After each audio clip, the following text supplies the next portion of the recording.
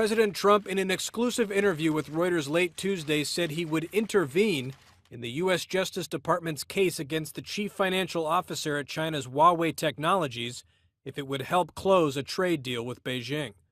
Reuters White House correspondent Steve Holland was in the Oval Office with the president. It's very unusual for the president to intervene with the Justice Department, which is conceivably an independent arm of the U.S. government. So that would probably raise some concerns here in Washington about what his intentions are.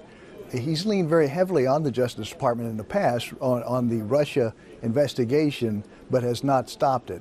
But this would probably lead to some criticism from Democrats, at the very least, here in Washington about what his intentions are.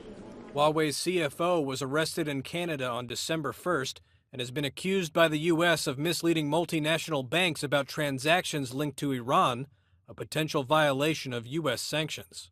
He said that the allegations against the executive are very serious, and the United States cannot permit this sort of activity, but he is willing to discuss her case with the Chinese.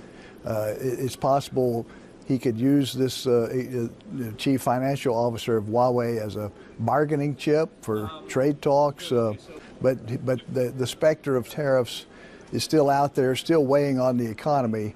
The president also standing by Saudi Arabia's crown prince, despite a CIA assessment that he ordered the killing of journalist Jamal Khashoggi. He feels that Mohammed bin Salman is the leader of Saudi Arabia, and as a result, the United States is standing by him.